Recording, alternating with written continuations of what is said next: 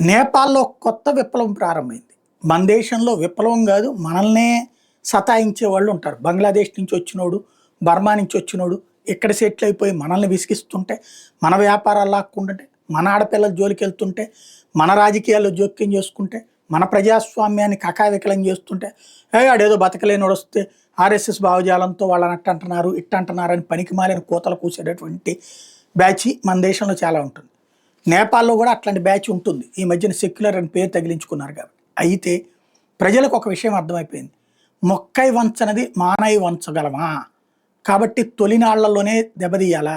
ఇప్పటికే భారతదేశం దగ్గర కొంచెం ఇప్పుడు మోడీ సర్కార్ వచ్చాక కంట్రోల్ చేస్తునేటప్పటికి వీళ్ళందరూ నేపాల్ పోతున్నారు. ఇక్కడ విచిత్రం ఏంటంటే ఆఫ్ఘనిస్తాన్ నుంచినోడో, పాకిస్తానోడో, లేకపోతే కనుక బంగ్లాదేశోడో వీళ్ళు ఎక్కడికి పోవాలా?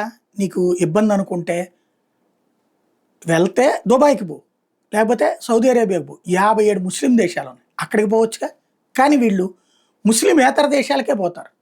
అక్కడికి వెళ్ళి గజ్వే-ఇ హింద్ అంటే ఆ దేశాలను నిదానంగా ముందు స్థిరత్వం ఏర్పాటు చేసుకుని, ఆ తర్వాత తమ కుటుంబాన్ని పెంచుకుని, అక్కడ జనాభాను పెంచుకుని, ఆ దేశంలో ఇస్లామిక్ చట్టాలు కావాలని గొడవ చేసి, చివరికి ఆ దేశాలు మతరాజ్యాల కింద మార్చడం. ఇప్పటికీ కొన్ని దేశాలు అట్లా తయారైనాయి. అదే విధమైనటువంటి ప్రయత్నమే వీళ్ళు చేస్తున్నారు. అయితే నేపాల్ వాళ్ళు ఇప్పుడు తొలినాళ్లలోనే బంగ్లాదేశీలు, బర్మా వాళ్ళు తమ దేశంలో ఉండటానికి వీల్లేదన్నటువంటి ఉద్యమాన్ని ప్రారంభించారు.